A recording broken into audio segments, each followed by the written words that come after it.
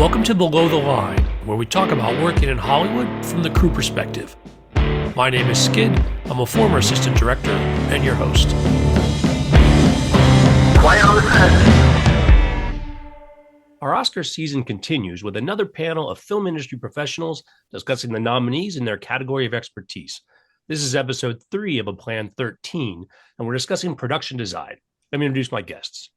First, returning to the show is set decorator Regina Graves. Regina, your credits include Fallout, A Complete Unknown, and The Irishman, for which you received an Oscar nomination. Nice to see you again. Thanks for having me back. Also returning to the show is production designer Bob Shaw. Bob, your credits include Boardwalk Empire, The Wolf of Wall Street, and The Irishman, the film for which both you and Regina were nominated. Welcome to Below the Line. Thanks. Nice to be here.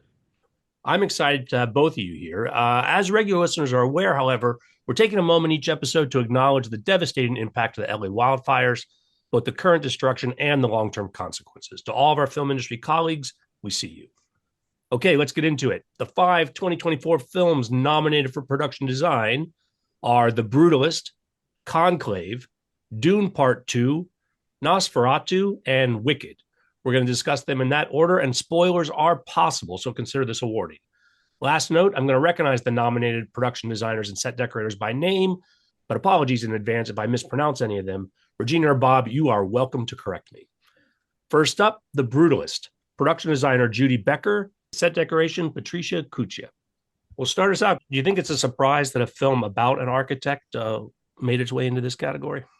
No, I don't think so. I think it's an interesting thing that the designer had the two problems of doing the normal production design job and then also being the stand-in for this genius architect, which is a very daunting task, and which I think was addressed very well. But it's a difficult thing to have to represent someone who's being called a genius.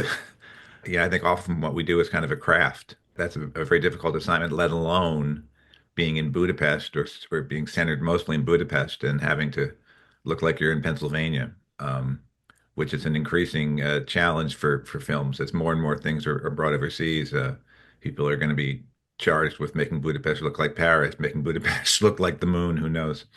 That's another very difficult challenge, which I think was also met very well. I think, for example, the library was a very successful and very interesting design, and in a funny way, it looked even better in the magazine where there's you see, look, it's in the magazine, and it really looks quite stunning. Stunning. It would have gotten my attention if I were flipping through the magazine. And close to the end, when there's the part of the design is that the sunlight creates the cross. I think was also sort of very interesting and clever sort of idea. Yeah, I have to agree with Bob. I'll probably get some backlash. I wasn't a fan of the movie itself, but I shouldn't judge the, production design on that. The library I thought was very beautiful. I think that was the highlight of the movie for me, not the building of the center that they were building. There were some beautiful shots as far as like the cinematography. I know that they had a really small budget, and I applaud them for what they did with what they had. There are just some things that didn't really sit right with me as far as everything. But again, I'm not sure if that's because of the movie itself and it just took me away from everything else. But I think they had a hard task as far as the production design, and the movie being about an architect brings a lot of light into that and connects the production design with the film. I'm not really a huge fan of brutalism, but I guess that's really the backstory of it all. But overall, I think for what they had and the resources that they had, that it was a well-told story. I joked at the start about a surprise here, but you bring up a good point. If they had not met the assignment of creating his work, like if it had looked false, that would have really undermined what they were doing. But yeah, Bob, as you mentioned, it seems like they really rose to the challenge. It's very, very difficult in any film that has like the brilliant painting, the brilliant composition, the brilliant building. It's a very daunting task that I would be apprehensive to take on myself. And I thought it was met very well. From the sketches to the library to certain aspects of what there was of the finished product. There has been a lot of talk about how cheaply the film was made, despite its length and ambitious sets, I'm assuming. From a production design and set decoration point of view, again, that's going to be a particular challenge because that's getting a lot of attention. Like you pointed out the library, Regina. I think even just building that, Hmm. designing and building that is going to be a huge cost. I'm surprised that a film that supposedly was done so cheap could meet that challenge. Was even possible. That she felt it couldn't have been done other than in Eastern Europe, because they get so much more for their money. Yeah, and I don't really think they particularly built a lot of it. A lot of the buildings were not, built in whole, but the library seems to me like a lot of money may have been spent in there, even though there's just curtains. It just seems like a round room, but it was very well done. And to me, that was like the most dramatic part and probably my favorite set of them all. Yeah, I just think there's some other things. Yeah. I think because of the beginning of the show and the brutalist style, which is very large scale and large planes and plays with light and shadow and it gives it a very black and white feel to the film. Although it's in color, when I remember it, I almost think that the film was in black and white. But I think that's due to the nature of brutalism and the early scenes. I think you're also probably thinking about like when they're in the Carrera Mountains and everything is, and also when they're inside the building of the convention center, everything is really monochromatic and looks black and white. So maybe there are parts of it that look black and white. It's hard to anticipate, or to figure out what conversations might have been had, but I certainly have been in production meetings or in meetings with directors where they have, suggested that, you could have almost a black and white quality to something even though it's in color. And I think that may or that sort of applies here. And again, I think it's because of the nature of the brutalism. I don't think it's wrong to say that it was a film that has, the feeling and the quality of being a black and Yeah. white film. And I think that there is something that relates to the brutalist style that, gives you that feeling because it's such big shapes and big planes and it almost is like you know, has a black and white feeling. I don't know if I'm conflating things, but I think I read recently and haven't done any real research on it that there may have been some AI used in designing his buildings or some of the things. Did you guys catch those rumors? And if so, do you guys have an opinion about AI being used in production design?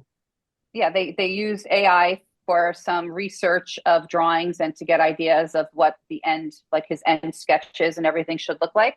It's a very tricky thing, the AI, because if you put in, that you're looking for brutalist architecture, it's gonna, I mean, that's why the whole, it's such a tricky thing about it takes things from somewhere. Basically, it's Googling. And it's like it's picking a doorway that came from somewhere, it's picking a window that came from somewhere, it's picking an overall shape that came from somewhere. So it's sort of does its own, maybe I'm oversimplifying it, but the influences come from somewhere. That's why crediting and even being able to use it, it becomes a very, very dodgy thing because, Hmm. someone could say, wait a minute, that's my door, or wait a minute, that's my window, because it comes from somewhere. It's not, it's my understanding, it's not completely making it up at this point. If it is true that they did use some kind of research and use AI, I think that I don't know. I don't really agree with that. I think the production designer has a job to either work with a conceptual artist or have those designs and make, design those things on their own. That's what their job is. I don't know how much time frame. I don't know how much pre-production. I don't know, any of the challenges that they had, aside from having heard that they didn't have a lot of money available. You can spend weeks and weeks with concept artists and saying, bigger, smaller, louder, faster, whatever. And who knows that they didn't necessarily have that time, and maybe it's a shortcut. I don't know. I don't know what their circumstances were, but they didn't necessarily have, development time, And as I said, I'd be, a little daunted at the idea of being responsible for creating the brilliant, brutalist design. I have the same issue as you do, Regina, in that I'm not a fan of brutalism. And I think, so much of it in the 60s and 70s, it was sort of like the blight on architecture during my childhood and my formative years. I mean, Yeah. I used to play a little game driving around in the car. The people were counting license plates. I was like just deciding which buildings needed to be torn down. And, so, I mean, that's a prejudice that I think we have. Neither of us are that fond of brutalism. And you keep seeing articles about rediscovering brutalism and how brutalism has made a comeback, and seeing articles about, the brutalist tour of London, and it's just not a style that I'm a fan of. Yeah, and I think that's what the director's point was. I mean, the whole point, he was trying to make a correlation between the brutalism architecture and the way immigrants are treated. I was doing a lot of research on the movie because I was trying to figure out what I missed because everyone is saying it's such a masterpiece, and I really didn't think it was. So I'm thinking maybe I missed something in the storyline. But Yeah, Regina, I don't think you missed anything. But I don't know. It is a nice film to look at. The next film on our list is Conclave, production design by Susie Davies, set decoration Cynthia Sleater. Conclave, I'm not sure if Bob and I have different opinions about it. What really struck me with Conclave at first was, of course, like the use of red, the red vestments, the red carpeting, the red on the tablecloths. I mean, everything technical about this movie really worked for me. I loved the costume choices with the production design choices and the cinematography. I think it all blended well together. Again, the red was just like the bold thread throughout the whole movie for me. I loved just sitting there, the things that like a set decorator thinks I'm just watching when they're in the Sistine Chapel and they're sitting at their tables, and all I kept on thinking was, oh my God, those tablecloths fit so well, and she must have had them made specifically, for the tables, and the way all the dressing was. And I loved that they used like the use of the modern, against the classic, and how that all worked together. I loved, we could say it probably falls under the prop department, the use of like the tech, the modern technology against like the older buildings, like when you see like the telephones on the floor, or you see like the cell phones going into the plastic bags, or you see the one priest, he's drinking, an espresso, a modern espresso machine in the room. Like I loved all the modern touches against that kind of old world architecture. I love the movie itself. I thought it was a great movie, but I really did admire the way the set dressing was handled, and the production design. And again, I was reading back with like the ADG and how they, I know they built only a small part of the Sistine Chapel. Well, I shouldn't say a small part, but they said they found, flats that were from another movie in Cinecittà that they had reused, and then they had their the craftsmen over there, the scenics that did these wonderful paint jobs on them, and it looked just beautiful. And then all of the hallways and the guest areas with like the marble and the flooring, and then the red doors once again. I just think everything really worked well together. It felt almost kind of like a prison. I loved it. It's interesting to me that, that the Sistine Chapel ultimately is the Sistine Chapel, and how the other spaces were treated, what was, I thought, was very interesting to me, and also a very kind of bold choice. And it reminds me that I forget the name of the Pope's private chapel where he says Mass every day, but it's more modern.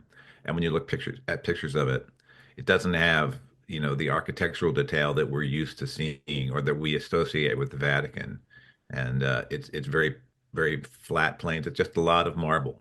So I have no idea what the designer used for inspiration, but I think of the private chapel and how modern it looks.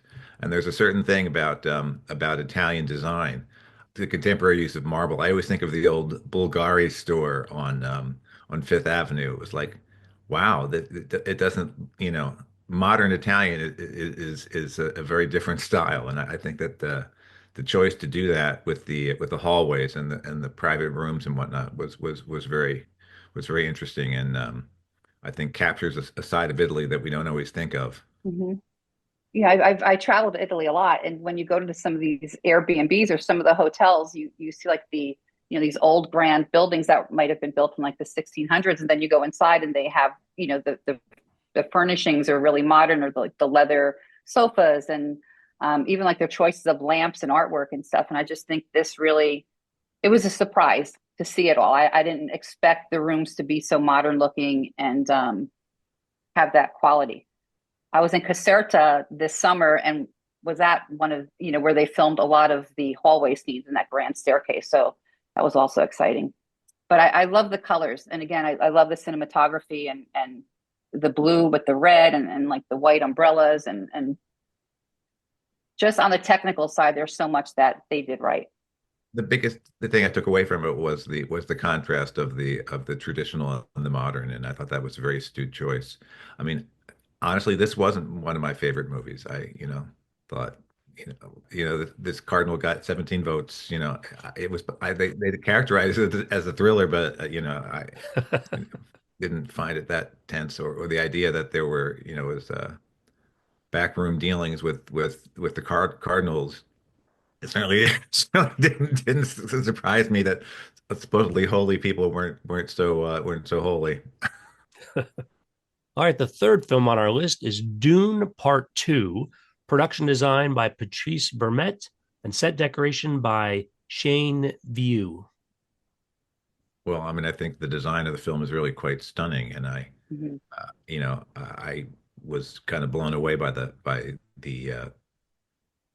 first one, and the choices of designing, particularly some of the interiors and the textures and big, long, large shapes and things with a very, very strong point of view, and how that kind of contrasts with the more primitive elements of people like running around in the dunes and living in caves and that sort of thing. But I think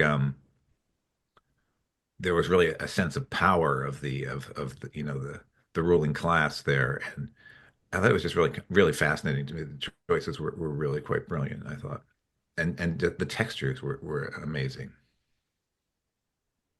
Yeah, I have to agree with Bob. I really love the first Dune, and this one I think I liked even better. Even more so than the first.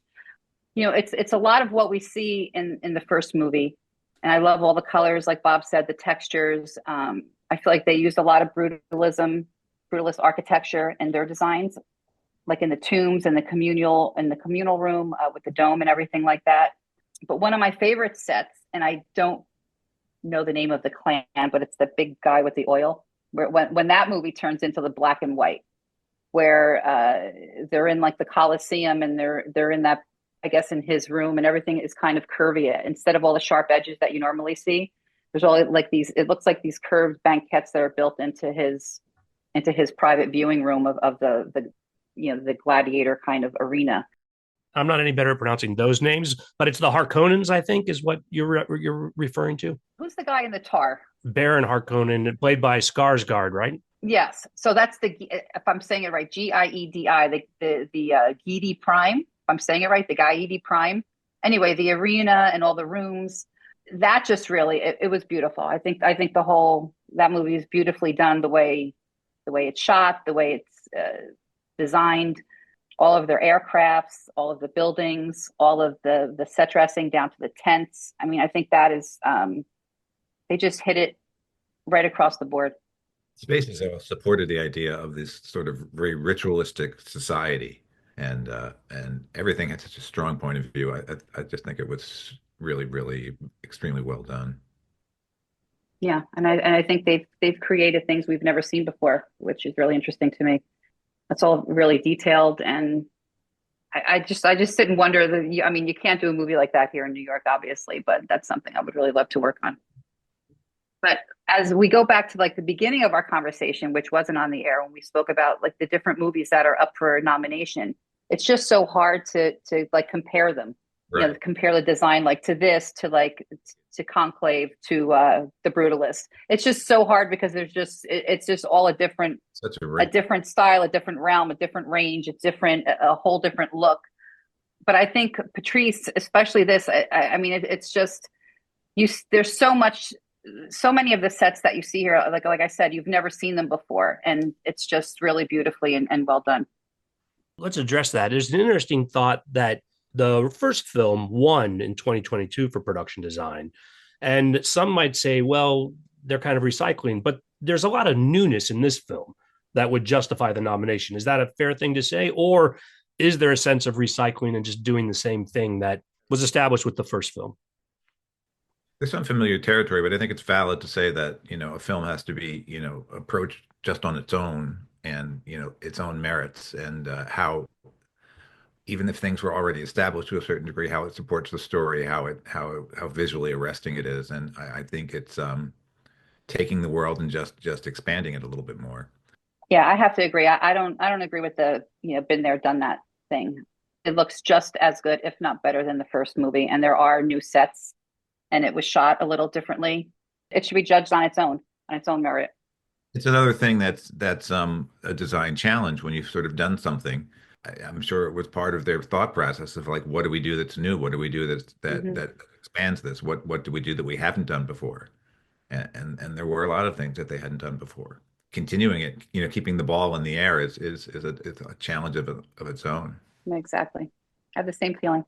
Other than that, I always watch movies and I imagine, being in the situation of having worked on that movie instead of something I've been on, and always like, oh my God, all the sand. And I mean, sometimes you look at movies and you think, oh, would I want to have done that, or do I wish I'd done that? And sometimes you admire them and say, oh, I'm that's really beautiful. I'm glad I'm not the one who had to do it.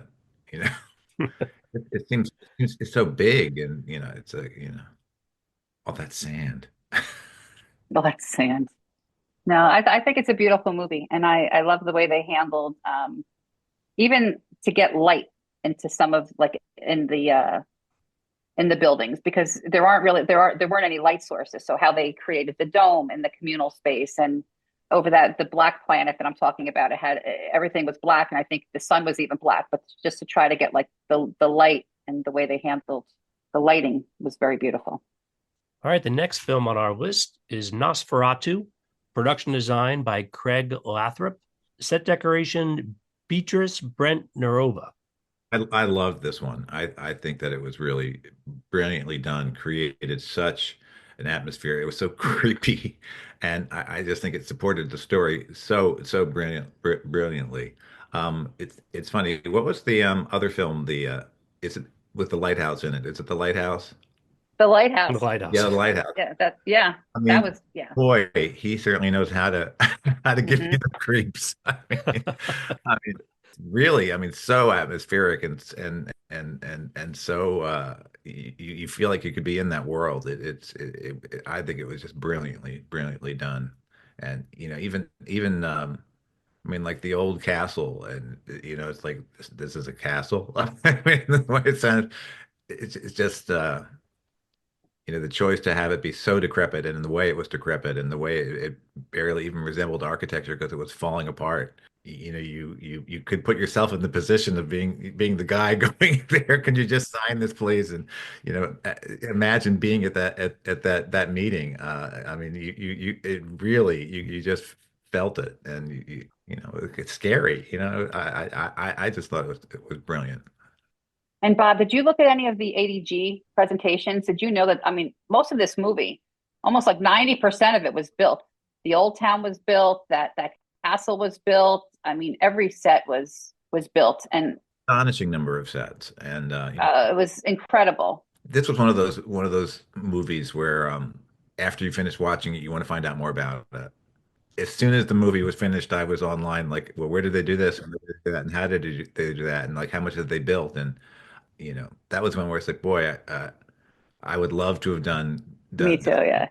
that. They built so much was really a little bit of a surprise to me. It's a huge amount of work. And again, one of the themes that gets me with this though is how much production is moving out of the United States, that you can only do certain things by going, to Budapest or going to somewhere where, everything's cheaper, people aren't being paid union, and it's a little it's a alarming of like where the business is going. And you know, maybe it's because I'm older, maybe a certain amount of time ago they would say, how would you like to spend, you know, a year in wherever, Bratislava. And you would have said, oh, that sounds like fun. And now I'm like, oh God, how do they do this?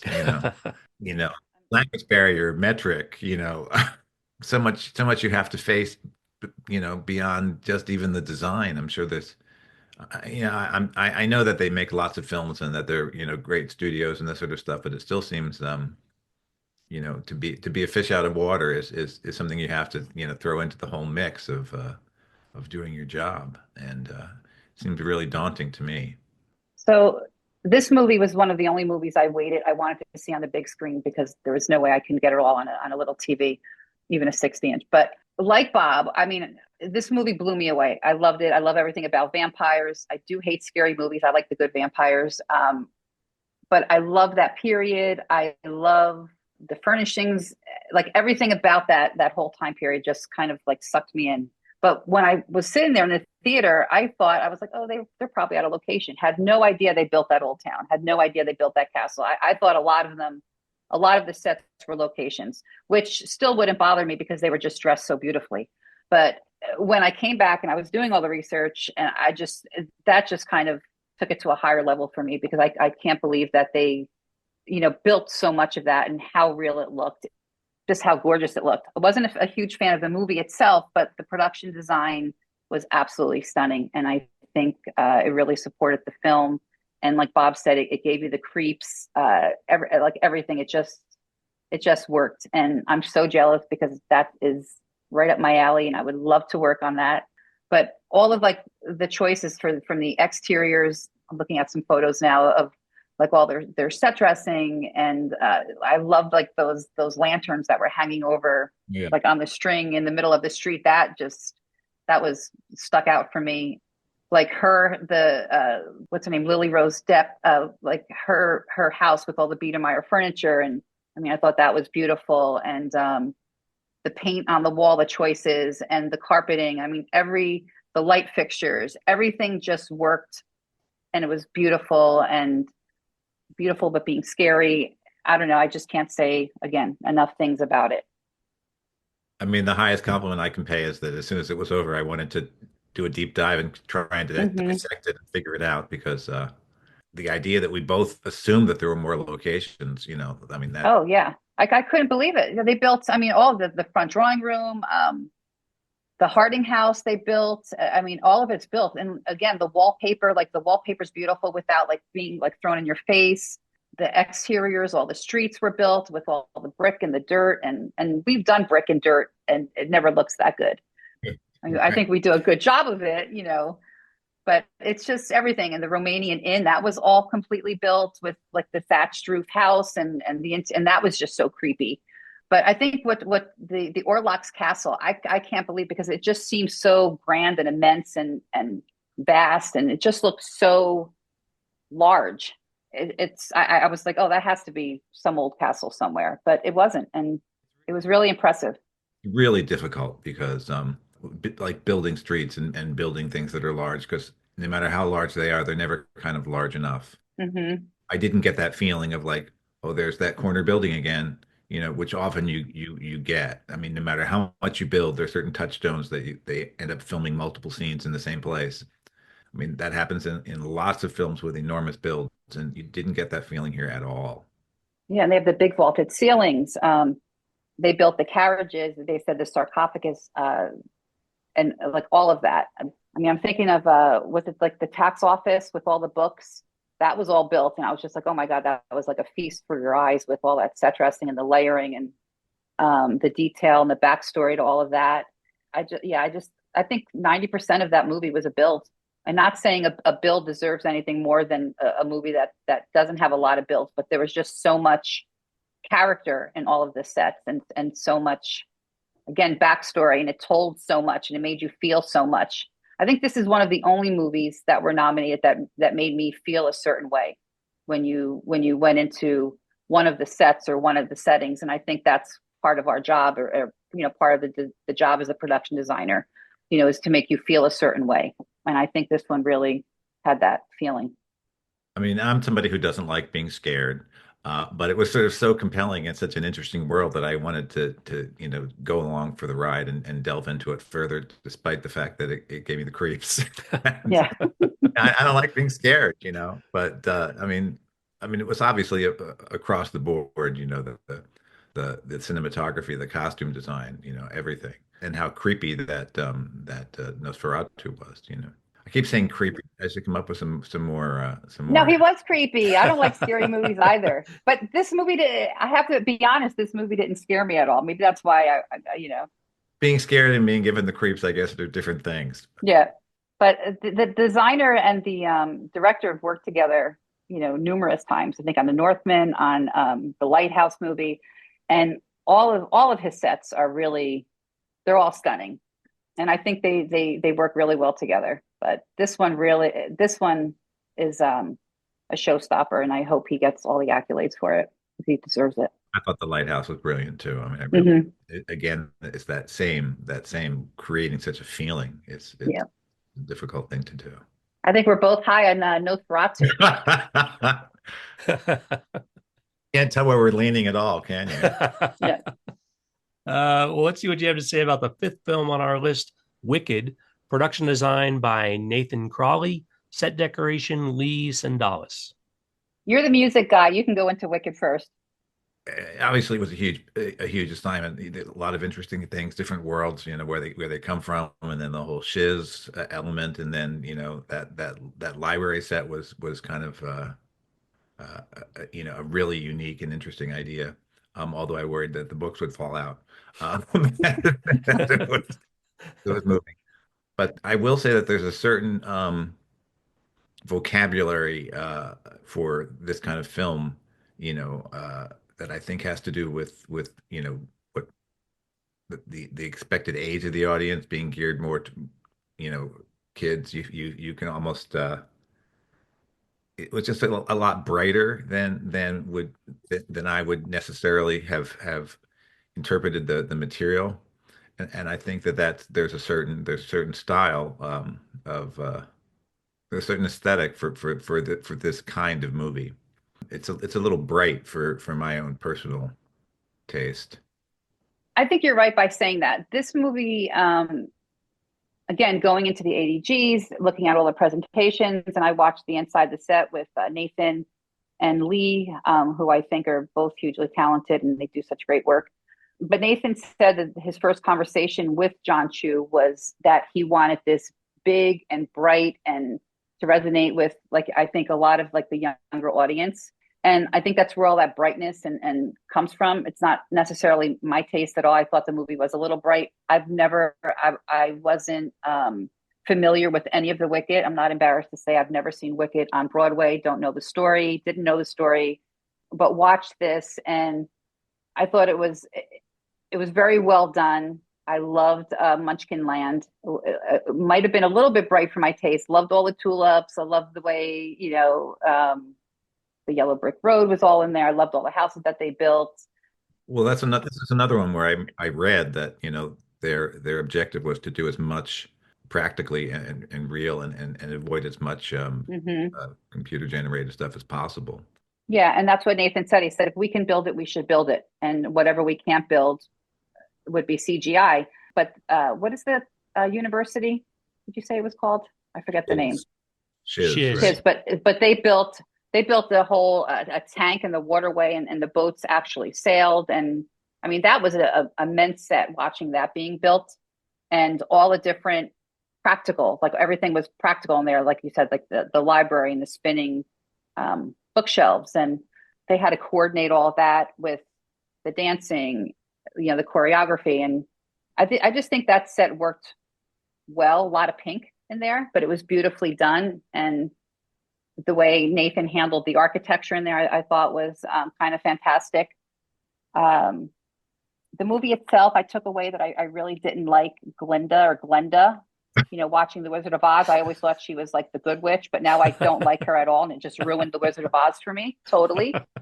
I can't wait to see the second movie to see, what they do, or if they bring a lot of it back, or if it's a bit darker, because the witch now is in full bloom here. I was shocked when I realized that I knew before I saw it that it was going to be a two-parter because I actually had seen the show and I had read the book and it seemed like well they got the whole story on the musical and I mean the book is written it's like an idea that it's turning it on its head and saying well maybe Glinda was the one who just was in lockstep with authority and did what you had to do to get ahead and so I mean that I was sort of very very aware of. I mean she's Yeah, definitely but she was mean.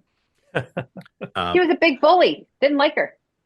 But but the movie itself, she did have her redeeming qualities but but but aside from that I mean when the more you mention it I mean there's just so much in the movie. I mean what an immense task and it reminds me of like they just rarely make this kind of movie anymore where you when you think of uh you're talking about the tank and the mhm.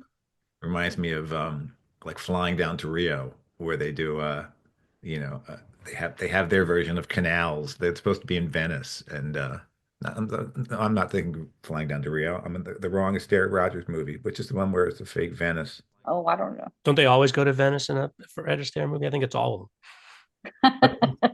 I forget which one it is, but there's canals and and everything looks like it's a paper model. It's really kind of amazing. This is sort of it's very old Hollywood, which I guess makes sense because everyone's even though this is a retelling Definitely. version of Oz, it obviously has that as a touchstone. The original. Yeah, I think old Hollywood and a lot of big builds, and they did the movies back to back, the first and second. So I mean that they must have been on that for a very long time. But um, I think it's beautiful looking. I just don't. I maybe that's the cinematography that we don't like is the coloring of it all, and I think that might take away a little bit from the production design, but it really shouldn't. I have a question about inspiration, Bob. You talked about being familiar with the musical. I was also not familiar with the musical. Are there elements of the stage design that make their way into the film, or as a production design, did the production design team get to approach this from scratch? It's quite different. I mean, the idea in the musical, there has to be like an object that Glinda like emerges from or flies down on the stage, and it's a real kind of filigree kind of box, but it's not as magical as it's funny because when whatever her globe is closes up, and then someone says something, she's like, "What?" Inside. Kind of funny, very, very, very, very different. No, I don't think there's really a lot that's the same, and I think that this is what people would love to be able to do on stage, but you can't encompass that many worlds, and the flying is really negligible in the Broadway thing. It's the finale of the second act of the first act of the Broadway show is the finale of this movie.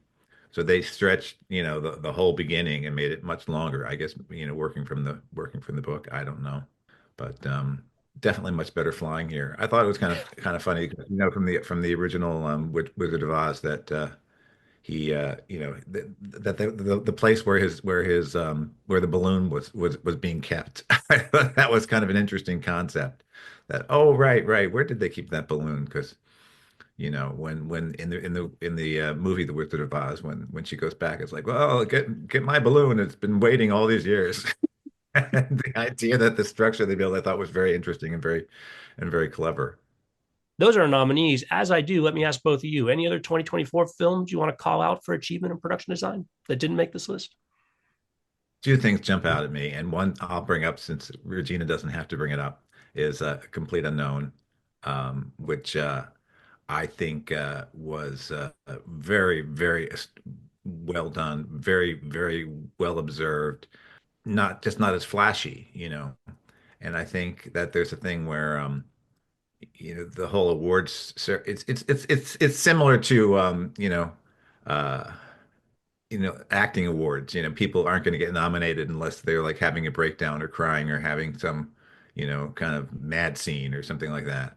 And it's the flashy, showy things that get nominated. And there's a similar thing with design. And I was actually even surprised that we had gotten nominated for The Irishman because when I had my first meeting with Scorsese, he said it should look like nothing. Mhm. Regina was like, "Stop saying that it looks like nothing." But he wanted it to look very real, and he didn't think that anything was very flashy, and he wanted it to be a very real world. And I think that they achieved that, a complete unknown. And I think that you know, it had a reality to me. Having lived in the era, it was familiar, and the scale of things are different. I just thought it was very, very well done and very real, and unfortunately, not flashy. It's the kind of things that get nominated usually. And the other thing I thought was quite well done was Blitz, and the way they recreated even certain huge things from famous photographs and whatnot. The piano that collapses on the first. That was one where you really felt the world that you were in, and I thought that Adam Stockhausen did a really great job on that. So that would have been on my list somewhere. If there were more nominees, I would happily include that one. Well, thank you, Bob, for mentioning A Complete Unknown. I think we really did a great job, and I'm very proud of the movie, and have to say I'm a little bummed that we weren't nominated because I think it did support the film and played like another, it played like another acting part. But I'll get over it. The films that I really liked and I thought that brought my attention and could have been nominated were there are three of them, and they're I'm Still Here, the Brazilian movie, which I thought was very well done for a 1970s film. Again, nothing in your face, and it just really told the story, and just, as Bob would say, sat back and relaxed, and it really impressed me. The other movie was September 5th. Is it September 5th? Am I getting the dates wrong? September 5th. Yeah, that I had no idea what it was about, but that whole control room and that whole command center, the television studio, I thought that was just really great looking, and you spent so much time in there. And I just kept on thinking again, like, where did they get all that equipment, the period equipment, and just all looks so real and so good.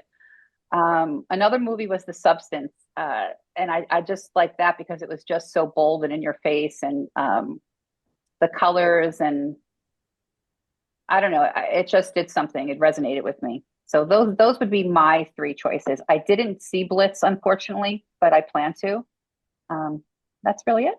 September 5th, the thing that's really kind of interesting is that, the technology, it looks so primitive now, and it was very limited in in scope in terms of the number of locations or the number of places they had to be. But for being in that control room for so much of the film, I think it really worked. Yeah, it was really well done. It was very nice work. Another like team I Googled. And I also thought it was a good movie. It was a really good movie. And I felt like it was like shot in that time period. It just really brought me back. I have seen some of those films, but not all. And so I appreciate the recommendation on that. A lot of good films a lot of good foreign films this year. I mean, who knows what's going to get Best Picture? Well, Best Picture at least gets to nominate 10 films. We're stuck with the 5. You guys have recommended 5 others, though, that it's good to look at their production design. On that note, though, we're going to call it a wrap. Great having you guys. Joke. Thanks so much for having us. As I mentioned at the start, this is the 3rd of 13 Oscar episodes, and I hope you'll stick with us. The plan is a new episode every 3 days until the ceremony on March 2nd, so subscribe now if you haven't already, so you catch them all. As always, I appreciate your feedback. You'll find my contact info on our website, belowtheline1word.biz. That's B-I-Z. Closing credits, thanks to Curtis Five for our music and John Wan for our logo. The logo is available on t-shirts, mugs, and stickers at redbubble.com. To all of our listeners, I appreciate you. Please rate us wherever you get your podcasts. Tell your friends. Thanks again from Below the Line.